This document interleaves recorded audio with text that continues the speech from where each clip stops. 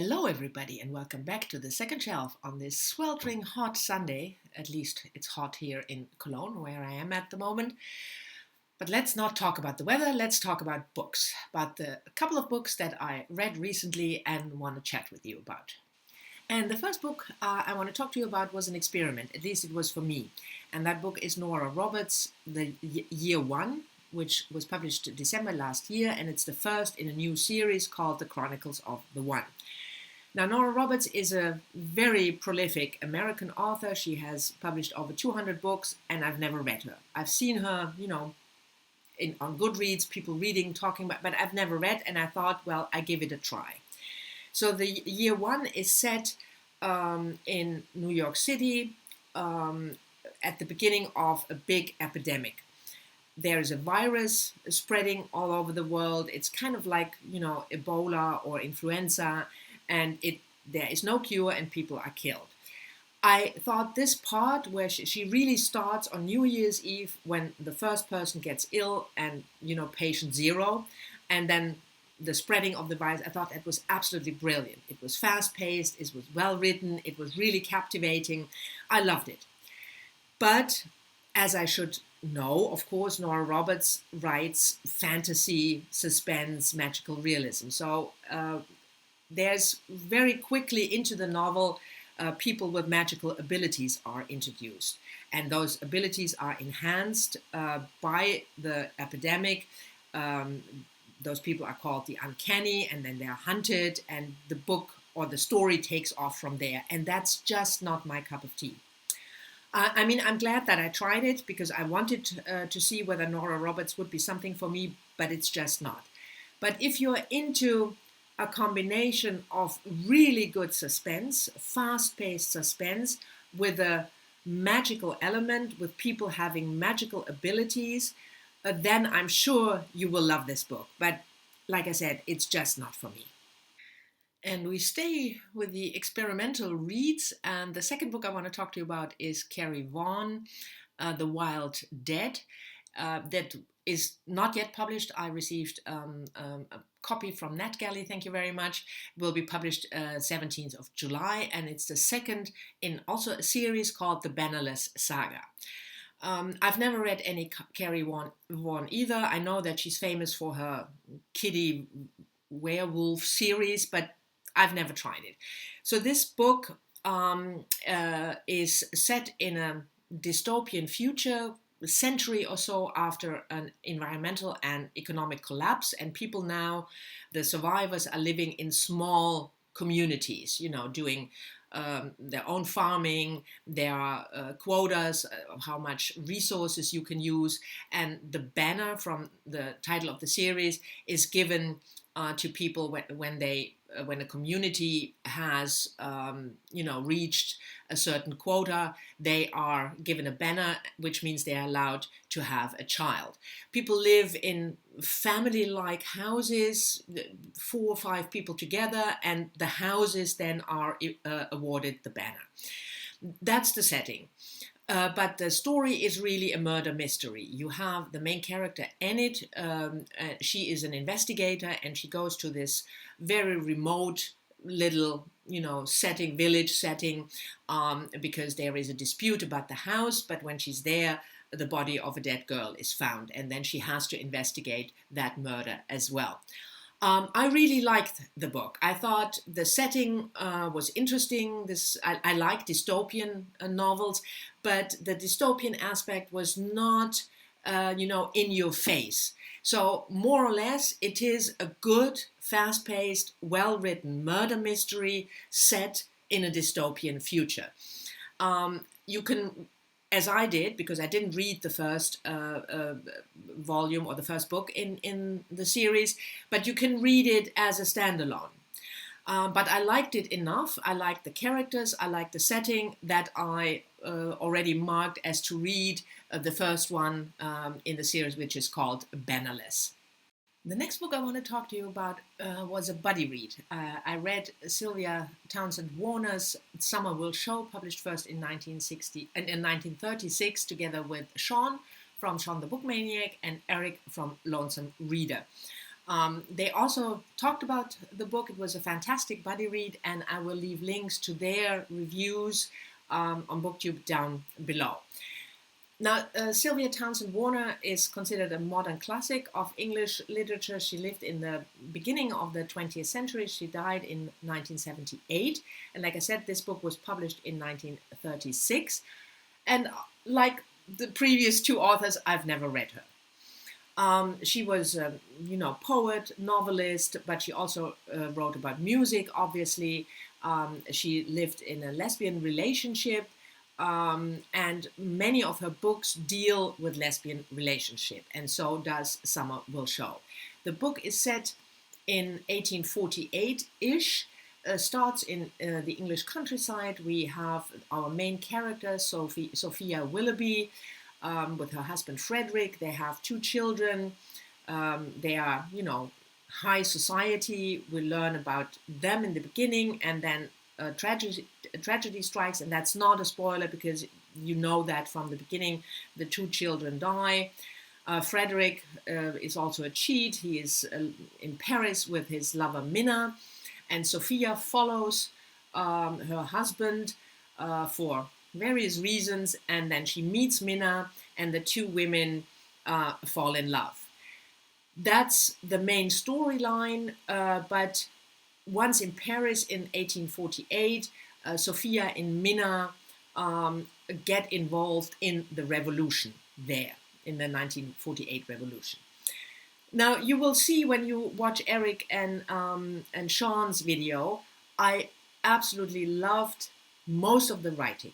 On a sentence-by-sentence level, there were the most gorgeous sentences and metaphors and description. It was just wonderful. But as a novel, the book didn't quite work for me. The plot was so hidden behind these beautiful sentences that I felt as if it was almost as if I read nonfiction, a character study or a political study, and then you have one sentence where the plot is advanced. I've heard from people who read more Sylvia Townsend Warner that this isn't the book to start with, and I think I might try another book by her. And if you're interested in, this kind of very character-focused writing, where the plot is completely unimportant, so to say, you might give it a try. But it was not my favorite read, although, like I said, I really loved the buddy read. And the next book I want to talk to you about is The Loving Spirit by Daphne du Maurier. That's her debut novel, published in 1931. Now, I was, like a lot of people, I'm digressing now a little bit, but like a lot of people, I was completely captivated by Daphne du Maurier's most famous novel, Rebecca, which she wrote in 1938. When I read it, I don't know, in my early teens, I think I was about 12 or 13, and I reread that book to pieces. I loved it, the mysterious, love affair. Anyway, and I also read the Cousin Rachel and one or two other books, but then Daphne du Maurier sort of, she went into the background of my reading. And recently I came across the Daphne du Maurier project, hosted by Ange over at Beyond the Pages. That's her BookTube channel. I will leave a link to her announcement video down below. And Ange really loves Daphne du Maurier, and she decided to read her complete fiction work, because Daphne du Maurier wrote about, 20 novels, but also plays and short stories. So she will read the complete fiction work of Daphne du Maurier in order of publication over the course of 1.5 years. We started now in June, and we will end in May 2020. And I thought this was such a brilliant idea. I was interested in Daphne du Maurier also as a writer, how she develops as a writer. I thought she has a very interesting life. I bought a biography to go with the reading. So I joined the project. There's also a Goodreads group. I will leave the link to that down below as well. So the first book we read was this one, like I said, her debut novel, and it's set between 1830 and the early 20th century, 19 something, and we follow a family. The setting is a small seaside village in England called Plyn, and we follow Janet, her son Joseph, Joseph's son Christopher, and Christopher's daughter Jennifer. So the book is in 4 parts for each of the family members.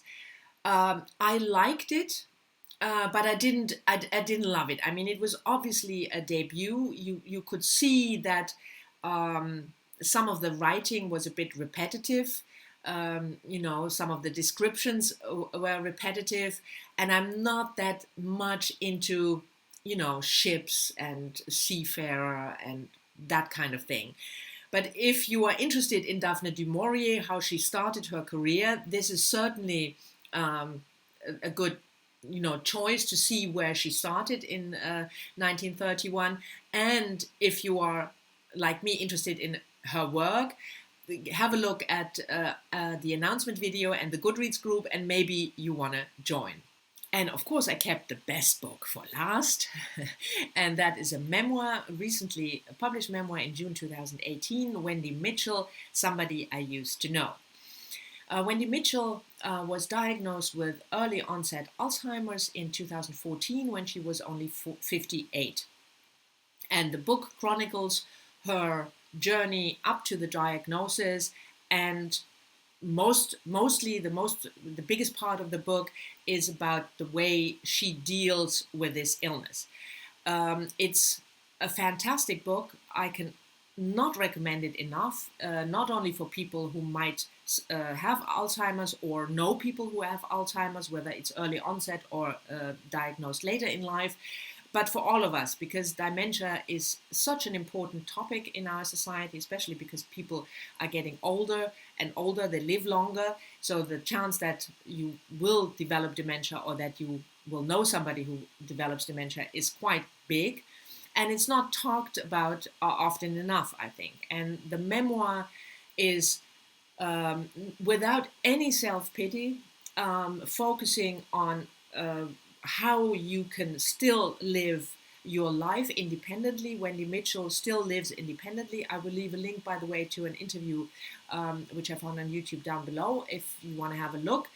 And it also shows you how much the medical community abandons people with Alzheimer's. Once you are diagnosed, because there is no cure, quote unquote, you are basically left on your own. You have to find self-help groups or Alzheimer's societies, and there are, of course, but there is no medical support from the medical community, and that was really daunting for me to read, because there are a lot of things you can still do in order to be able to cope better with the disease. It's not once you're diagnosed, that's it, and you just sit there and wait to die.